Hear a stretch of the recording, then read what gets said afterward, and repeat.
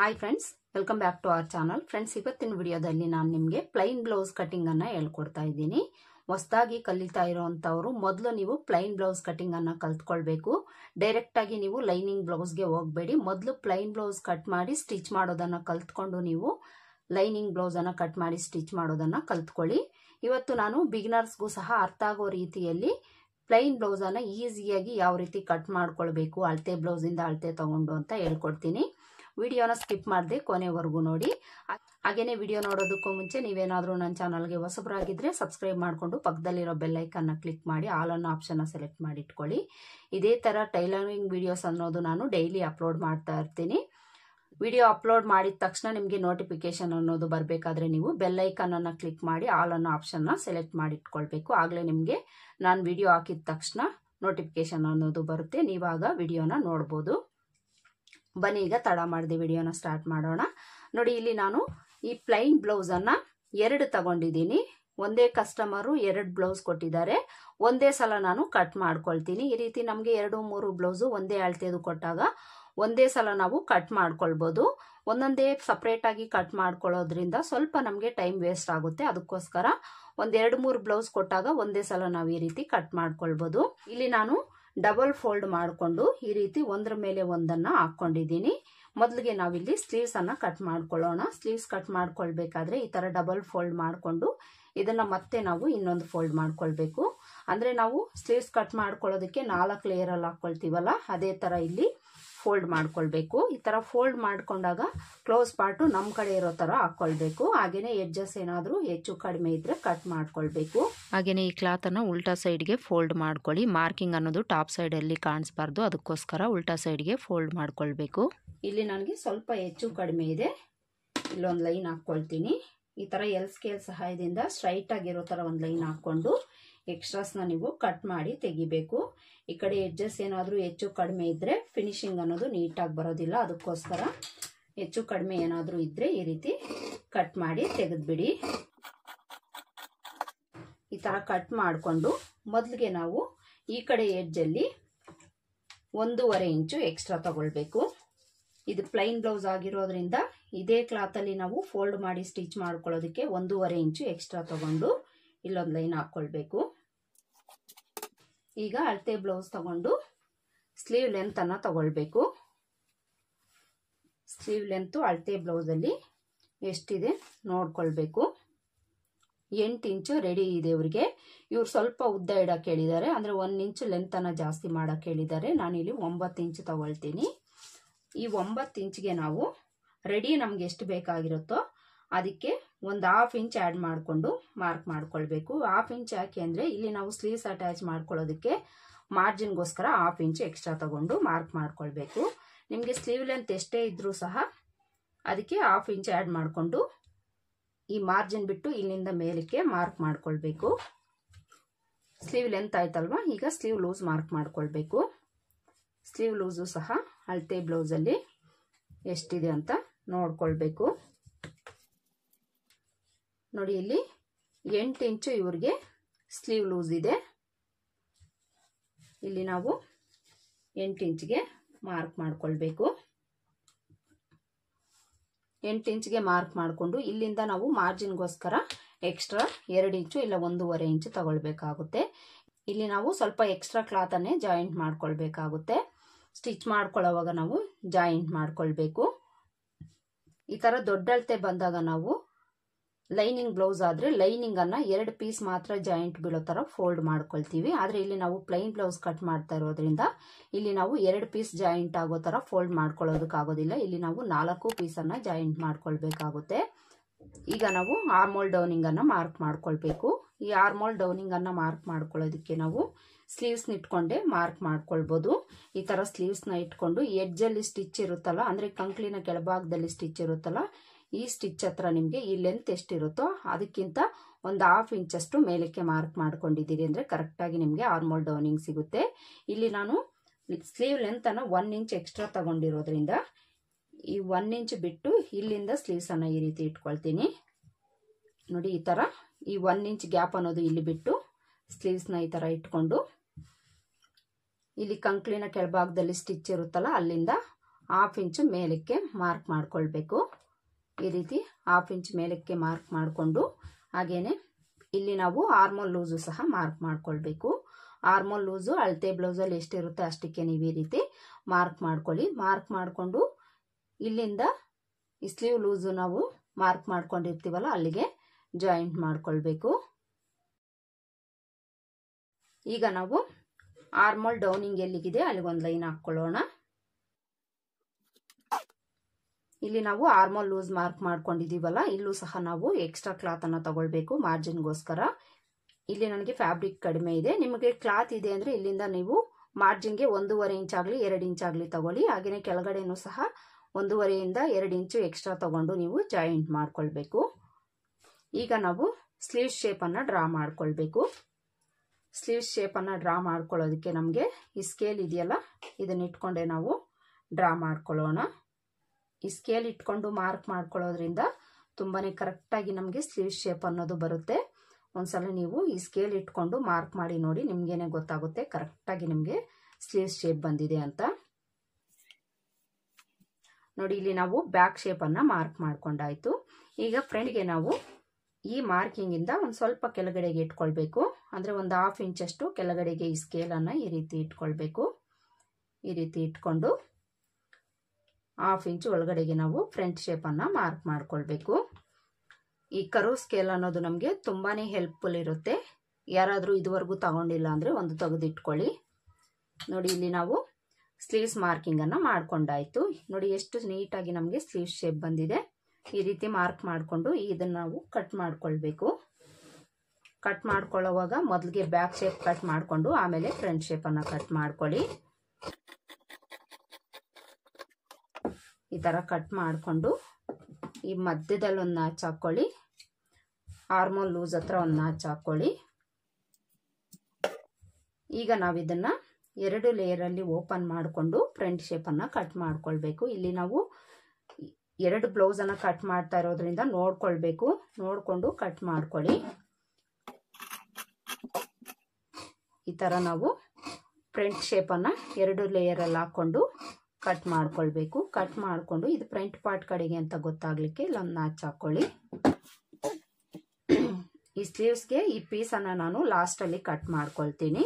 Sleeves cut ಮಾಡ್ಕೊಂಡಾಯ್ತಲ್ವಾ, ಈಗ body parts cut ಮಾಡ್ಕೊಳ್ಬೇಕು. ನೋಡಿ ಬಾಡಿ ಪಾರ್ಟ್ಸ್ ಅನ್ನ ಕಟ್ ಮಾಡ್ಕೊಳ್ಳೋದಿಕ್ಕೆ ಈ ತರ ನಾವು 2 ಲೇಯರ್ ಅಲ್ಲಿ ಫೋಲ್ಡ್ ಮಾಡ್ಕೊಳ್ಬೇಕು. ಹಾಗೇನೆ ಪ್ಲೈನ್ ಬ್ಲೌಸ್ ಅನ್ನ ನೀವು ಕಟ್ ಮಾಡ್ಕೊಳ್ಬೇಕಾದ್ರೆ ಉಲ್ಟಾ ಸೈಡ್ಗೆ ಫೋಲ್ಡ್ ಮಾಡ್ಕೊಳ್ಳಿ. ಮಾರ್ಕ್ ಮಾಡ್ಕೊಳ್ಳೋದು ನಮಗೆ ಟಾಪ್ ಸೈಡ್ ಅಲ್ಲಿ ಕಾಣಿಸಬಾರ್ದು, ಅದಕ್ಕೋಸ್ಕರ ಈ ರೀತಿ ನೀವು ಉಲ್ಟಾ ಸೈಡ್ಗೆ ಫೋಲ್ಡ್ ಮಾಡ್ಕೊಳ್ಬೇಕು. ಈ ತರ ನೀವು ಎಷ್ಟು ಬ್ಲೌಸ್ ಪೀಸ್ ಅನ್ನ ಕಟ್ ಮಾಡ್ಕೊಳ್ತೀರೋ ಅಷ್ಟು ಬ್ಲೌಸ್ ಅನ್ನ ಈ ತರ ಡಬಲ್ ಫೋಲ್ಡ್ ಮಾಡ್ಕೊಂಡು ಒಂದ್ರ ಮೇಲೆ ಒಂದು ಹಾಕೊಳ್ಬೇಕು.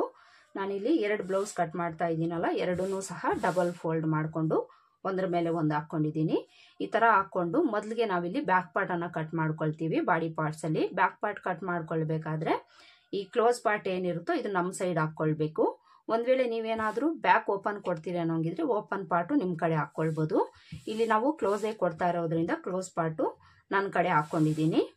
ಈ ತರ ಹಾಕೊಂಡು ಈ ಕಡೆ ಎಡ್ಜಸ್ ಏನಾದ್ರೂ ಹೆಚ್ಚು ಕಡಿಮೆ ಇದೆಯಾ ಅಂತ ಚೆಕ್ ಮಾಡ್ಕೊಳ್ಬೇಕು.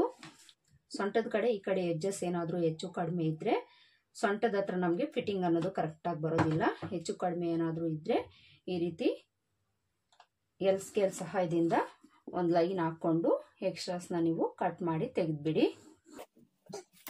ಇಲ್ಲಿ ನನಗೆ ಸ್ವಲ್ಪ ಹೆಚ್ಚು ಕಡಿಮೆ ಇರೋದ್ರಿಂದ ಇದನ್ನ ಕಟ್ ಮಾಡಿ ತೆಗೆದ್ಬಿಡ್ತೀನಿ. ಈ ತರ ಕಟ್ ಮಾಡಿಕೊಂಡು ಮೊದಲಿಗೆ ನಾವಿಲ್ಲಿ ಬ್ಲೌಸ್ ಲೆಂತ್ ಅನ್ನ ಮಾರ್ಕ್ ಮಾಡ್ಕೊಳ್ಬೇಕು. ಬ್ಲೌಸ್ ಲೆಂತ್ ಅನ್ನ ಮಾರ್ಕ್ ಮಾಡ್ಕೊಳ್ಳೋದಕ್ಕೂ ಮುಂಚೆ ಈ ಕಡೆ ಎಡ್ಜ್ ಅಲ್ಲಿ ಇದೇ ಕ್ಲಾತ್ ಅಲ್ಲಿ ನಾವು ಫೋಲ್ಡ್ ಮಾಡಿ ಸ್ಟಿಚ್ ಮಾಡ್ಕೊಳ್ಳೋದ್ರಿಂದ ಇಲ್ಲೂ ಸಹ ಸ್ಲೀವ್ಸ್ ಅಲ್ಲಿ ತಗೊಂಡಂಗೆ 1.5 ಇಂಚು ಎಕ್ಸ್ಟ್ರಾ ತಗೊಂಡು ಇಲ್ಲೊಂದು ಲೈನ್ ಹಾಕೊಳ್ಬೇಕು. ಈ ತರ ಲೈನ್ ಹಾಕೊಂಡು ಈಗ ನಾವು ಬ್ಲೌಸ್ ಲೆಂತ್ ಅನ್ನ ತಗೊಂಡು ಮಾರ್ಕ್ ಮಾಡ್ಕೊಳ್ಬೇಕು.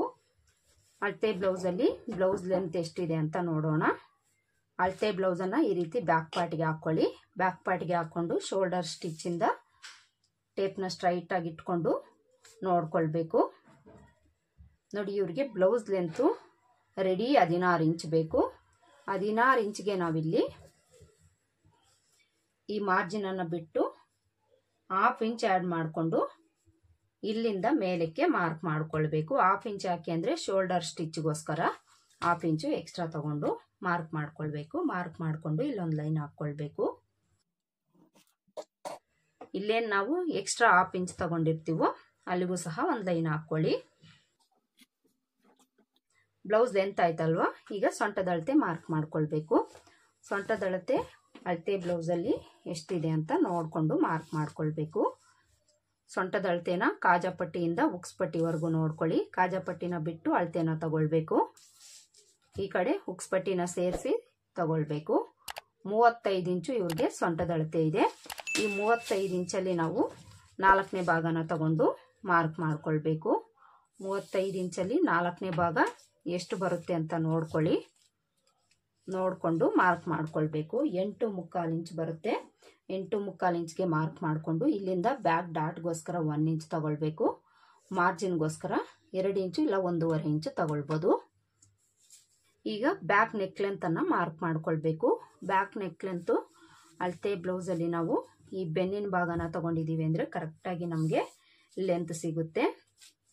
ಈ ಬೆನ್ನಿನ ಭಾಗ ಎಷ್ಟಿದೆ ಅಂತ ನೋಡ್ಕೊಳ್ಬೇಕು. ಇಲ್ಲಿ ಇವರಿಗೆ 6.5 ಇಂಚ್ ಇದೆ. ಈ 6.5 ಇಂಚ್ಗೆ ಇಲ್ಲಿ ಮಾರ್ಜಿನ್ ಬಿಟ್ಟು ಇಲ್ಲಿಂದ 1/4 ಇಂಚ್ ಆ್ಯಡ್ ಮಾಡಿಕೊಂಡು ಮಾರ್ಕ್ ಮಾಡ್ಕೊಳ್ಬೇಕು.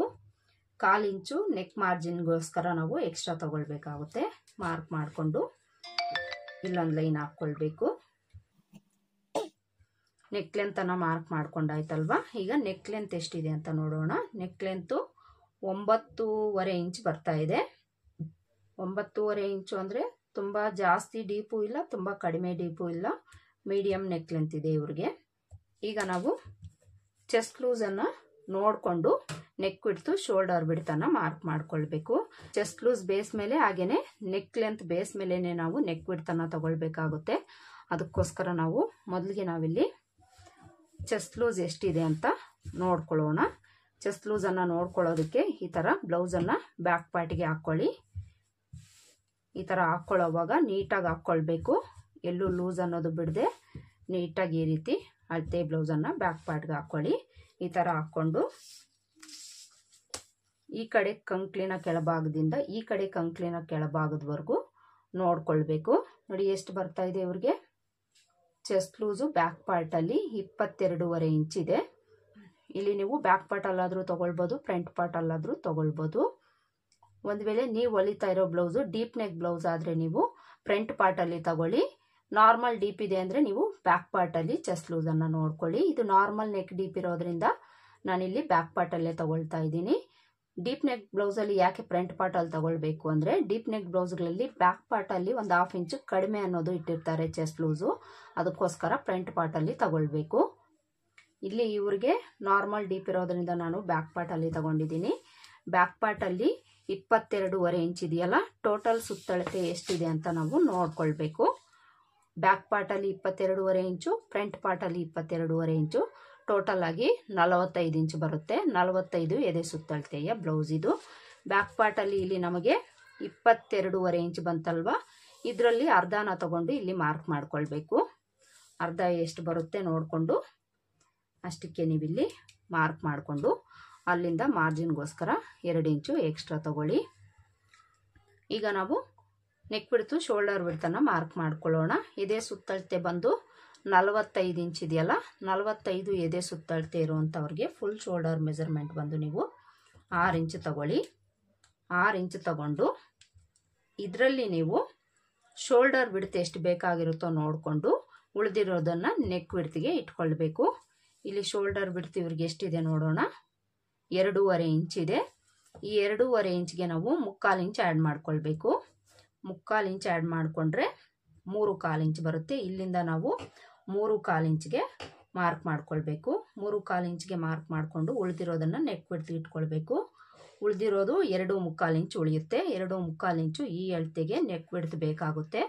ನೆಕ್ ಡೀಪ್ ಕಡಿಮೆ ಇರೋದ್ರಿಂದ ಈ ವಿಡ್ತ್ ಅನ್ನೋದು ಬೇಕಾಗುತ್ತೆ. ನೆಕ್ ಲೆಂತ್ ಏನಾದರೂ ಜಾಸ್ತಿ ಇದೆ ಅಂದ್ಕೊಳ್ಳಿ, ಇದರಲ್ಲಿ ನಾವು ಕಡಿಮೆ ತೊಗೊಳ್ಬೇಕಾಗುತ್ತೆ. ಡೀಪ್ ನೆಕ್ ಬ್ಲೌಸನ್ನು ಯಾವ ರೀತಿ ಕಟ್ ಮಾಡ್ಕೊಳ್ಬೇಕು ಅಂತ ಆಲ್ರೆಡಿ ನಾನು ತುಂಬ ವಿಡಿಯೋಸಲ್ಲಿ ಹೇಳ್ಕೊಟ್ಟಿದ್ದೀನಿ. ಆ ವಿಡಿಯೋಸ್ ಒಂದ್ಸಲ ನೀವು ಚೆಕ್ ಮಾಡ್ಕೊಳ್ಳಿ. ಈಗ ಇದೇ ಶೋಲ್ಡರ್ ಬಿಡ್ತನ್ನು ಕೆಳಗಡೆನೂ ಒಂದು ಹತ್ರ ಮಾರ್ಕ್ ಮಾಡಿಕೊಂಡು ಇಲ್ಲೊಂದು ಲೈನ್ ಹಾಕ್ಕೊಳ್ಬೇಕು. ಈ ಥರ ಲೈನ್ ಹಾಕ್ಕೊಂಡು ಇಲ್ಲಿ ನಾವು ಆರ್ಮೋಲ್ ಲೆಂತನ್ನು ಮಾರ್ಕ್ ಮಾಡ್ಕೊಳ್ಬೇಕು. ಆರ್ಮೋಲ್ ಲೆಂತು ನಾನಿಲ್ಲಿ 6 ಇಂಚು ತಗೊಳ್ತೀನಿ. ಇದು ಸ್ವಲ್ಪ ದೊಡ್ಡ ಅಳತೆ ಆಗಿರೋದ್ರಿಂದ 6 ಇಂಚು ತಗೊಳ್ತಾ ಇದ್ದೀನಿ. ಇದು ಫೈನಲ್ ಅಲ್ಲ, ಲಾಸ್ಟಲ್ಲಿ ನಾವು ಒಂದ್ಸಲ ಚೆಕ್ ಮಾಡ್ಕೊಳ್ಳೋಣ. ಈಗ ಇಲ್ಲಿ ನಾವು ಎಲ್ ಶೇಪ್ ಡ್ರಾ ಮಾಡ್ಕೊಳ್ಬೇಕು. ಚೆಸ್ಟ್ ಲೂಸ್ ನಾವು ಇಲ್ಲಿಗೆ ಮಾರ್ಕ್ ಮಾಡ್ಕೊಂಡಿದ್ದೀವಲ್ಲ, ಇಲ್ಲಿಂದ ಸೊಂಟದ ಅಳತೆಗೆ ಜಾಯಿಂಟ್ ಮಾಡಿಕೊಂಡು ಈ ರೀತಿ ಮಾರ್ಕ್ ಮಾಡ್ಕೊಳ್ಳಿ. ಈಗ ನಾವು ನೆಕ್ ಶೇಪ್ ಡ್ರಾ ಮಾಡ್ಕೊಳ್ಳೋಣ. ನೆಕ್ ಶೇಪ್ ಡ್ರಾ ಮಾಡ್ಕೊಳ್ಳೋದಕ್ಕೆ ಇಲ್ಲಿ ಎಷ್ಟು ವಿಡ್ತಿದೆ ಆ ವಿಡ್ತಿಗೆ ಇಲ್ಲಿ ಒಂದು 1/2 ಇಂಚ್ ಆ್ಯಡ್ ಮಾಡ್ಕೊಳ್ಬೇಕು. 1/2 ಇಂಚ್ ಆ್ಯಡ್ ಮಾಡಿಕೊಂಡು ಮಾರ್ಕ್ ಮಾಡ್ಕೊಳ್ಳಿ. ಬ್ರಾಡ್ ಬೇಕು ಅಂದರೆ ನೀವು ಒಂದು 3/4 ಇಂಚ್ವರೆಗೂ ಆ್ಯಡ್ ಮಾಡ್ಕೊಳ್ಬೋದು. ಇವರು ತುಂಬ ಬ್ರಾಡ್ ಹಾಕೋದಿಲ್ಲ, ಅದಕ್ಕೋಸ್ಕರ ನಾನು 1/2 ಇಂಚ್ ಮಾತ್ರ ಆ್ಯಡ್ ಮಾಡಿಕೊಂಡು ಮಾರ್ಕ್ ಮಾಡ್ಕೊಂಡಿದ್ದೀನಿ. ಮಾರ್ಕ್ ಮಾಡಿಕೊಂಡು ಈ ಥರ ಒಂದು ಬಾಕ್ಸ್ ಡ್ರಾ ಮಾಡಿಕೊಂಡು ಇದರಲ್ಲಿ ನೆಕ್ ಶೇಪ್ ಡ್ರಾ ಮಾಡ್ಕೊಳ್ಬೇಕು. ನಿಮ್ಗೆ ಯಾವ ನೆಕ್ ಶೇಪ್ ಬೇಕೋ ಅದನ್ನು ನೀವು ಡ್ರಾ ಮಾಡ್ಕೊಳ್ಳಿ. ಇಲ್ಲಿ ನಾನು ರೌಂಡ್ ನೆಕ್ ಶೇಪೇ ಇಡ್ತಾ ಇದ್ದೀನಿ. ನೆಕ್ ಶೇಪ್ ಡ್ರಾ ಮಾಡ್ಕೊಂಡಾಯ್ತಲ್ವ. ಈಗ ಆರ್ಮೋಲ್ ಶೇಪ್ ಡ್ರಾ ಮಾಡ್ಕೊಳ್ಬೇಕು. ಆರ್ಮೋಲ್ ಶೇಪ್ ಡ್ರಾ ಮಾಡ್ಕೊಳ್ಳೋದಕ್ಕೂ ಸಹ ನಾವು ಈ ಕರ್ವ್ ಸ್ಕೇಲ್ ಇಟ್ಕೊಂಡೆ ಮಾರ್ಕ್ ಮಾಡ್ಕೊಳ್ಳೋಣ. ಕರೆಕ್ಟಾಗಿ ಬರುತ್ತೆ. ಕರ್ವ್ ಸ್ಕೇಲನ್ನು ಈ ಲೈನ್ಗೆ ಟಚ್ ಆಗೋ ಥರ ಇಟ್ಕೊಂಡು ಈ ರೀತಿ ಒಂದು ಶೇಪನ್ನು ಡ್ರಾ ಮಾಡ್ಕೊಳ್ಳಿ. ಕರೆಕ್ಟಾಗಿ ನಿಮಗೆ ಆರ್ಮೋಲ್ ಶೇಪ್ ಬರುತ್ತೆ. ಆರ್ಮೋಲ್ ಶೇಪನ್ನು ಡ್ರಾ ಮಾಡ್ಕೊಂಡಾಯ್ತಲ್ವ. ಈಗ ಆರ್ಮೋಲ್ ಲೂಸು ಕರೆಕ್ಟಾಗಿ ಅಳತೆ ಬ್ಲೌಸಲ್ಲಿ ಇದ್ದಷ್ಟೇ ಇದೆಯಾ ಇಲ್ವಾ ಅಂತ ಚೆಕ್ ಮಾಡ್ಕೊಳ್ಬೇಕು.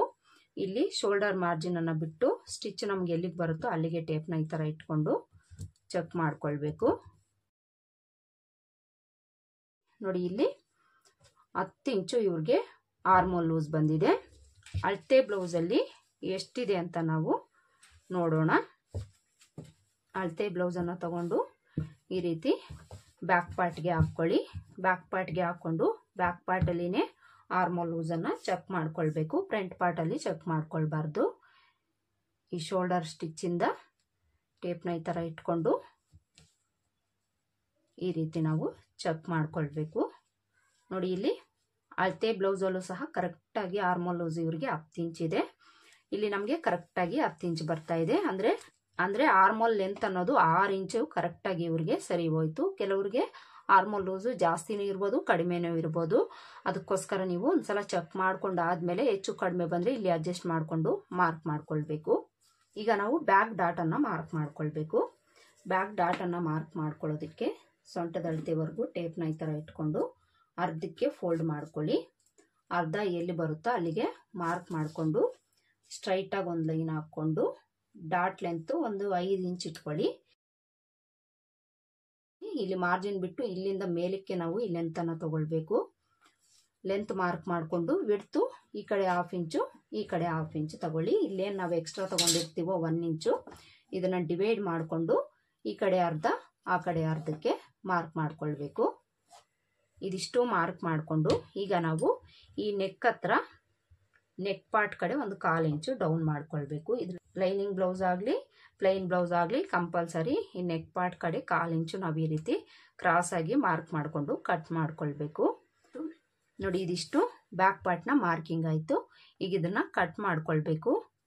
ಕಟ್ ಮಾಡ್ಕೊಳ್ಳೋವಾಗ ನಾನಿಲ್ಲಿ ನೆಕ್ ಪಾರ್ಟನ್ನು ಬಿಟ್ಟು ಔಟ್ಲೈನ್ಸ್ ಮಾತ್ರ ಕಟ್ ಮಾಡ್ಕೊಳ್ತೀನಿ. ನೆಕ್ ಪಾರ್ಟನ್ನು ಫ್ರಂಟ್ ಪಾರ್ಟ್ ಕಟ್ ಮಾಡಿ ಆದಮೇಲೆ ಇಲ್ಲಾಂದರೆ ಸ್ಟಿಚ್ ಮಾಡ್ಕೊಳ್ಳೋವಾಗ ಕಟ್ ಮಾಡ್ಕೊಳ್ಬೋದು.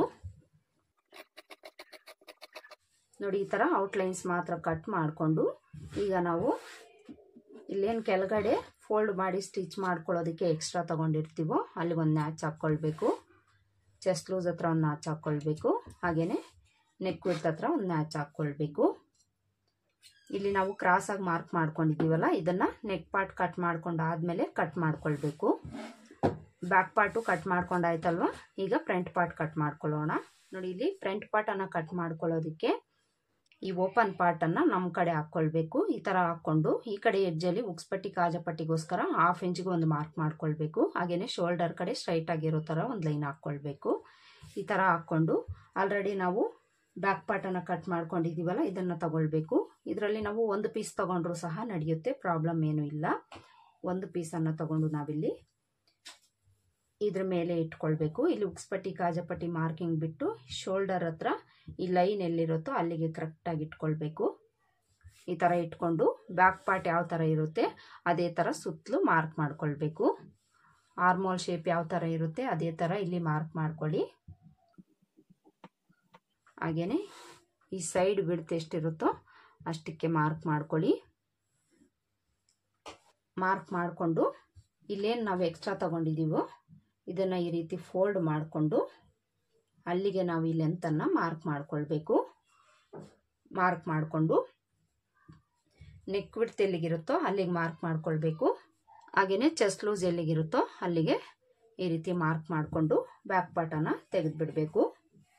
ಬ್ಯಾಕ್ ಪಾರ್ಟನ್ನು ತೆಗೆದುಬಿಟ್ಟು ಮೊದಲಿಗೆ ನಾವಿಲ್ಲಿ ಫ್ರಂಟ್ ಆರ್ಮೋಲ್ ಶೇಪನ್ನು ಮಾರ್ಕ್ ಮಾಡ್ಕೊಳ್ಳೋಣ. ಫ್ರಂಟ್ ಆರ್ಮೋಲ್ ಶೇಪನ್ನು ಬ್ಯಾಕ್ ಶೇಪ್ಗಿಂತ ಒಂದು 1/2 ಇಂಚ್ ಒಳಗಡೆ ತೊಗೊಂಡು ಈ ರೀತಿ ನಾವು ಮಾರ್ಕ್ ಮಾಡ್ಕೊಳ್ಬೇಕು. ನೋಡಿ, ಈ ಕಾರ್ನರಲ್ಲಿ ಒಂದು 1/2 ಇಂಚ್ ಒಳಗಡೆ ತೊಗೊಂಡು ಇಲ್ಲಿಂದ ಈ ರೀತಿ ಶೇಪನ್ನು ಡ್ರಾ ಮಾಡ್ಕೊಳ್ಬೇಕು. ಈಗ ನಾವು ಫ್ರಂಟ್ ಪಾರ್ಟ್ನ ಲೆಂತನ್ನು ತಗೊಳ್ಬೇಕು. ಫ್ರಂಟ್ ಪಾರ್ಟ್ನ ಲೆಂತು ಅಳತೆ ಬ್ಲೌಸಲ್ಲಿ ಎಷ್ಟಿದೆ ಅಂತ ನೋಡಿಕೊಂಡು ನಾವು ಮಾರ್ಕ್ ಮಾಡ್ಕೊಳ್ಬೋದು. ಆದರೆ ಇಲ್ಲಿ ನಾನು ಫ್ರಂಟ್ ಪಾರ್ಟ್ನ ಲೆಂತನ್ನು ಈ ಅಳತೆ ಬ್ಲೌಸಲ್ಲಿ ತಗೊಳ್ತಾ ಇಲ್ಲ.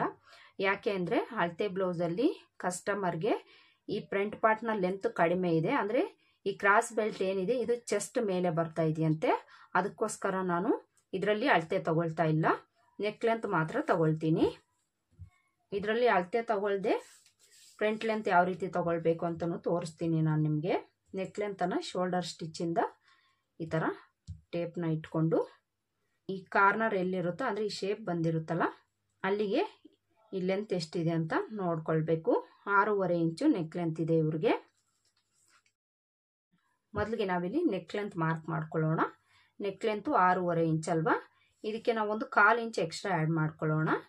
ಸ್ಟಿಚ್ ಮಾಡಿ ಆದಮೇಲೆ ನಮಗೆ ಕರೆಕ್ಟಾಗೇ ಬರುತ್ತೆ. ನಿಮಗೆ ಅಳತೆ ಬ್ಲೌಸಲ್ಲಿ ನೆಕ್ ಲೆಂತ್ ಎಷ್ಟಿರುತ್ತೋ ಅದಕ್ಕೆ ಒಂದು 1/4 ಇಂಚ್ ಎಕ್ಸ್ಟ್ರಾ ಆ್ಯಡ್ ಮಾಡಿಕೊಂಡು ನೀವು ಮಾರ್ಕ್ ಮಾಡ್ಕೊಳ್ಳಿ.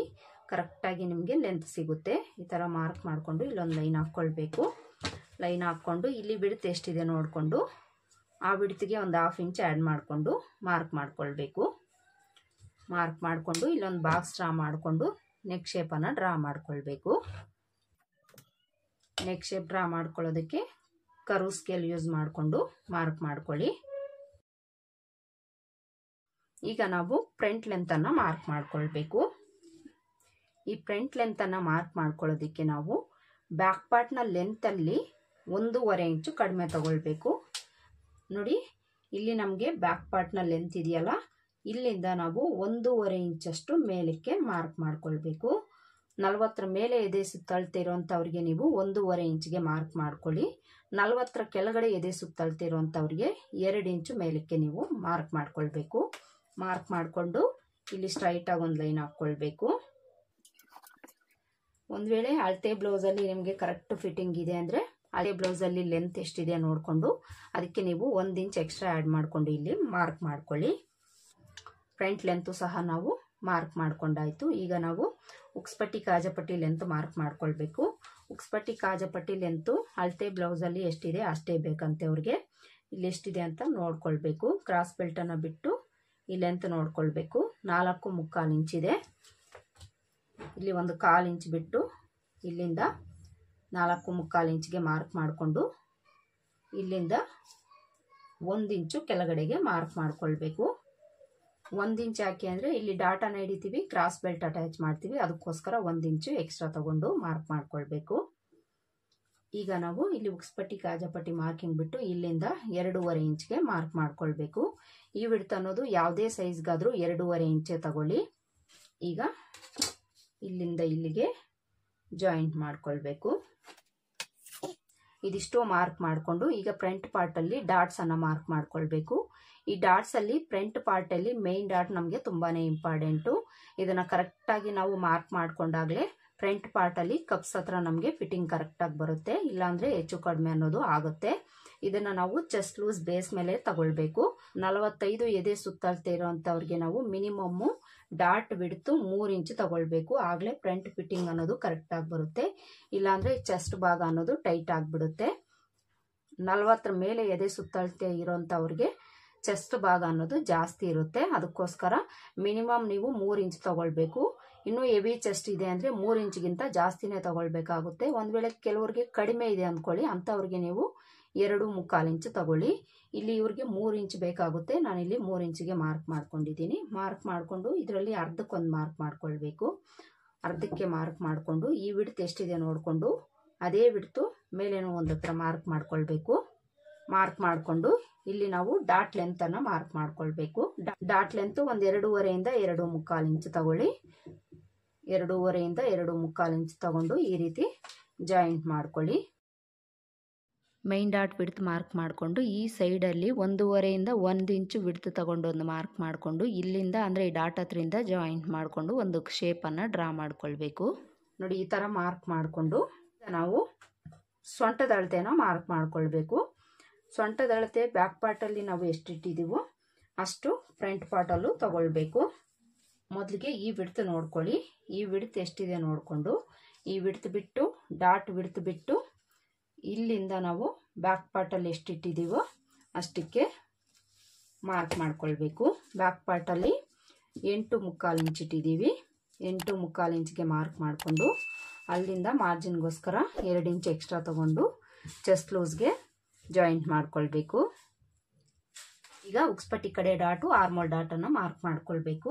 ಉಕ್ಸ್ಪಟ್ಟಿ ಕಡೆ ಡಾಟ್ ಮಾರ್ಕ್ ಮಾಡ್ಕೊಳ್ಳೋದಕ್ಕೆ ಉಕ್ಸ್ಪಟ್ಟಿ ಕಾಜಪಟ್ಟಿ ಲೆಂತಲ್ಲಿ ಅರ್ಧಕ್ಕೊಂದು ಮಾರ್ಕ್ ಮಾಡ್ಕೊಳ್ಳಿ. ಈ 1/4 ಇಂಚನ್ನು ಬಿಟ್ಟು ಅರ್ಧ ಎಲ್ಲಿಗೆ ಬರುತ್ತೋ ಈ ರೀತಿ ಟೇಪ್ನ ಫೋಲ್ಡ್ ಮಾಡಿಕೊಂಡು ಮಾರ್ಕ್ ಮಾಡ್ಕೊಳ್ಳಿ. ಮಾರ್ಕ್ ಮಾಡಿಕೊಂಡು ಇಲ್ಲಿ ಸ್ಟ್ರೈಟಾಗಿ ಒಂದು ಲೈನ್ ಹಾಕ್ಕೊಳ್ಳಿ.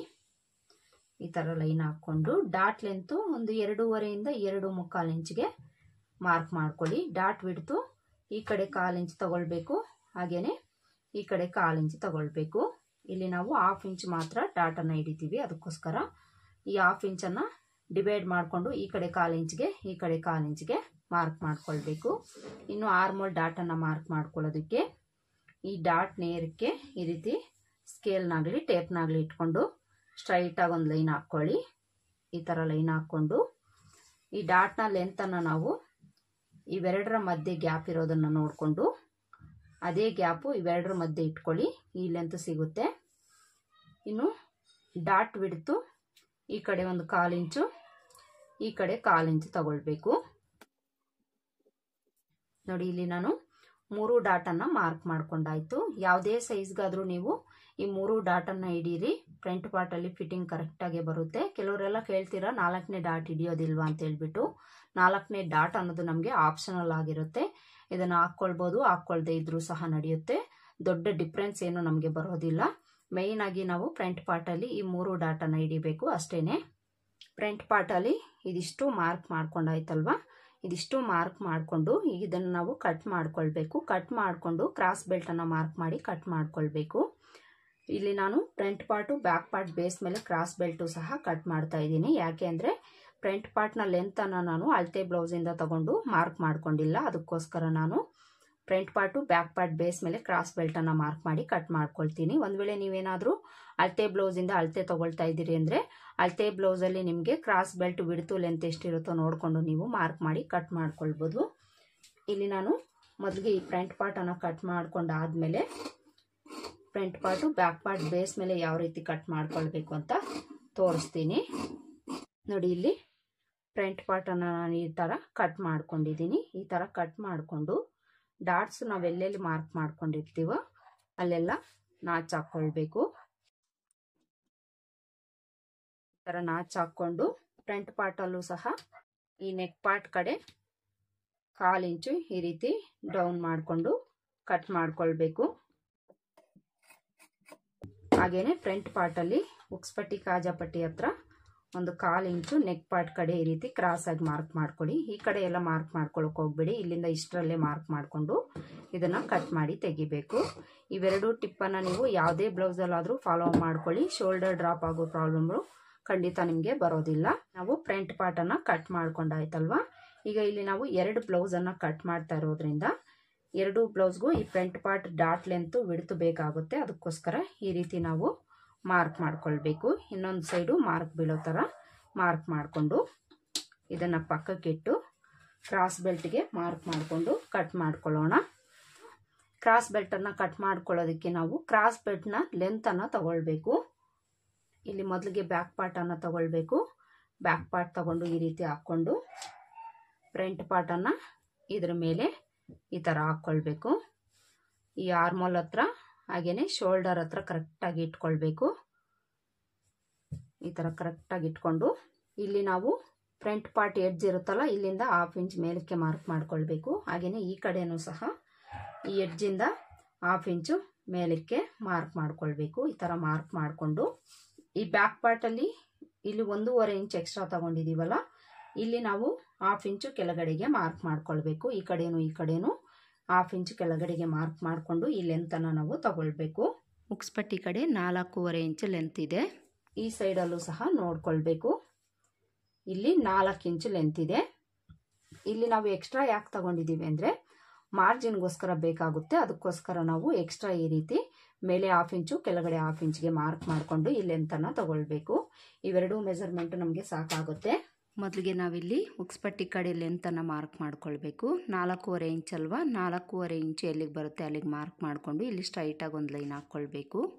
ಈ ಥರ ಲೈನ್ ಹಾಕ್ಕೊಂಡು ಈ ಡಾಟ್ ಕೆಳಗಡೆ ನಾವು ಲೆಂತನ್ನು ಈ ಲೆಂತಲ್ಲಿ 1/4 ಇಂಚು ಇಲ್ಲ 1 ಇಂಚಷ್ಟು ಕಡಿಮೆ ತಗೊಂಡು ಮಾರ್ಕ್ ಮಾಡ್ಕೊಳ್ಬೋದು. 1 ಇಂಚೇ ಕಡಿಮೆ ತಗೊಳ್ಳಿ, ಪ್ರಾಬ್ಲಮ್ ಏನೂ ಇಲ್ಲ. 1ರಿಂದ 1/4 ಇಂಚ್ವರೆಗೂ ನೀವು ತಗೊಳ್ಬೋದು. ಈ ಸೈಡಲ್ಲಿ ನಮ್ಗೆ ಎಷ್ಟು ಬಂತೋ ಅಷ್ಟಕ್ಕೆ ನಾವು ಮಾರ್ಕ್ ಮಾಡ್ಕೊಳ್ಬೇಕು. ಮಾರ್ಕ್ ಮಾಡಿಕೊಂಡು ಈ ಮಾರ್ಕಿಂಗ್ಸ್ನ ಜಾಯಿಂಟ್ ಮಾಡ್ಕೊಳ್ಬೇಕು. ಕ್ರಾಸ್ ಬೆಲ್ಟ್ನ ಲೆಂತ್ ಮಾರ್ಕ್ ಮಾಡ್ಕೊಂಡಾಯ್ತಲ್ವಾ, ಈಗ ವಿಡ್ತ್ ಮಾರ್ಕ್ ಮಾಡ್ಕೊಳ್ಬೇಕು. ವಿಡ್ತನ್ನು ನೀವು ಬ್ಯಾಕ್ ಪಾರ್ಟ್ ವಿಡ್ತ್ ಎಷ್ಟಿರುತ್ತೋ ಅಷ್ಟು ತಗೊಳ್ಳಿ. ಕರೆಕ್ಟಾಗಿ ನಿಮಗೆ ಈ ವಿಡ್ತ್ ಸಿಗುತ್ತೆ ನೋಡಿ. ಇಲ್ಲಿ ನಾವು ಕ್ರಾಸ್ ಬೆಲ್ಟು ಸಹ ಮಾರ್ಕ್ ಮಾಡ್ಕೊಂಡಾಯ್ತು. ಈಗ ಇದನ್ನು ಕಟ್ ಮಾಡ್ಕೊಳ್ಬೇಕು.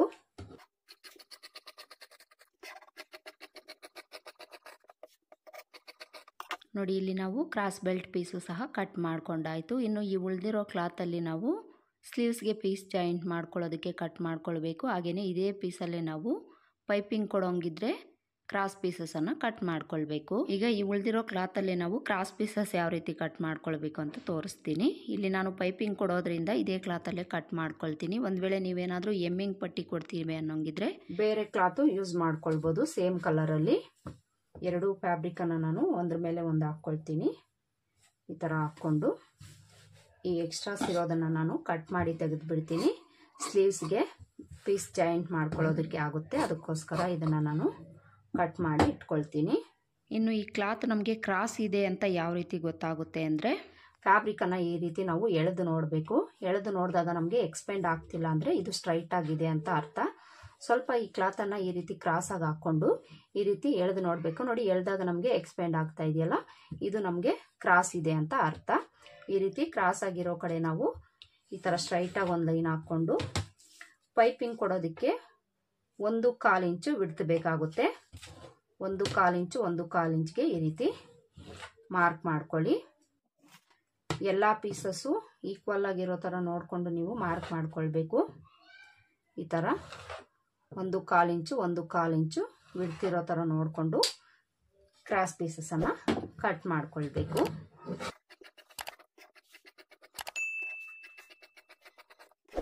ನೋಡಿ, ಇಲ್ಲಿ ಎಲ್ಲ ಕ್ರಾಸ್ ಪೀಸಸನ್ನು ನಾನು ಕಟ್ ಮಾಡ್ಕೊಂಡಾಯಿತು. ಈ ರೀತಿ ಒಂದು 4ರಿಂದ 5 ಪೀಸನ್ನು ನೀವು ಕಟ್ ಮಾಡಿ ಇಟ್ಕೊಳ್ಳಿ. ಕ್ರಾಸ್ ಪೀಸಸ್ಸು ಯಾವ ರೀತಿ ಕಟ್ ಮಾಡ್ಕೊಳ್ಬೇಕು ಅಂತ ತೋರಿಸಿದ್ದೀನಲ್ಲ. ಮಾಡ್ಕೊಂಡಾದ್ಮೇಲೆ ನಾವು ಇಲ್ಲಿ 2-3 ಬ್ಲೌಸ್ ಏನಾದರೂ ಒಂದೇ ಸಲ ಕಟ್ ಮಾಡ್ತಾ ಇದ್ದೀವಿ ಅಂದರೆ ಕಲರ್ ವೈಸ್ ನಾವು ಡಿವೈಡ್ ಮಾಡ್ಕೊಳ್ಬೇಕಾಗುತ್ತೆ. ಇದನ್ನು ನಾನು ಆಮೇಲೆ ಡಿವೈಡ್ ಮಾಡ್ಕೊಳ್ತೀನಿ. ನೋಡಿದ್ರಲ್ಲ ಫ್ರೆಂಡ್ಸ್, ಬ್ಯಾಕ್ ಪಾರ್ಟನ್ನು ಕಟ್ ಮಾಡಿ ತೋರಿಸಿದ್ದೀನಿ. ಹಾಗೆಯೇ ಕ್ರಾಸ್ ಬೆಲ್ಟು, ಫ್ರಂಟ್ ಪಾರ್ಟು, ಸ್ಲೀವ್ಸ್ನೂ ಸಹ ಕಟ್ ಮಾಡಿ ತೋರಿಸಿದ್ದೀನಿ. ನೋಡಿದ್ರಲ್ಲ, ಇವತ್ತಿನ ವಿಡಿಯೋದಲ್ಲಿ ಪ್ಲೈನ್ ಬ್ಲೌಸನ್ನು ನಾವು ತುಂಬಾ ಈಸಿ ಮೆಥಡಲ್ಲಿ ಯಾವ ರೀತಿ ಕಟ್ ಮಾಡ್ಕೊಳ್ಬೇಕು ಅಂತ ಬಿಗಿನರ್ಸ್ಗೂ ಸಹ ಅರ್ಥ ಆಗೋ ರೀತಿಯಲ್ಲಿ ನಾನು ಹೇಳ್ಕೊಟ್ಟಿದ್ದೀನಿ. ಹಾಗೆಯೇ 2-3 ಬ್ಲೌಸ್ ಬಂದಾಗ ಯಾವ ರೀತಿ ನಾವು ತುಂಬ ಫಾಸ್ಟಾಗಿ ಬ್ಲೌಸನ್ನು ಕಟ್ ಮಾಡ್ಕೊಳ್ಬೋದು ಅಂತ ಸಹ ಹೇಳ್ಕೊಟ್ಟಿದ್ದೀನಿ. ಐ ಹೋಪ್ ಈ ವಿಡಿಯೋ ನಿಮಗೆ ಹೆಲ್ಪ್ ಆಗಿದೆ ಅಂತ ಅಂದ್ಕೊಳ್ತೀನಿ. ಹೆಲ್ಪ್ ಆಗಿದೆ ಅಂತ ಅನಿಸಿದರೆ ವಿಡಿಯೋಗೊಂದು ಲೈಕ್ ಕೊಡೋದನ್ನು ಮರಿಬೇಡಿ. ಹಾಗೆಯೇ ನೀವೇನೋ ನನ್ನ ಚಾನಲ್ನ ಸಬ್ಸ್ಕ್ರೈಬ್ ಮಾಡ್ಕೊಳ್ದೆ ಏನಾದರೂ ನೋಡ್ತಾ ಇದ್ರೆ ಪ್ಲೀಸ್ ಸಬ್ಸ್ಕ್ರೈಬ್ ಮಾಡ್ಕೊಂಡು ನೋಡಿ. ಮತ್ತೆ ಸಿಗೋಣ ಮತ್ತೊಂದು ವಿಡಿಯೋದಲ್ಲಿ. ಅಲ್ಲಿವರೆಗೂ ನಮಸ್ಕಾರ. Thanks for watching.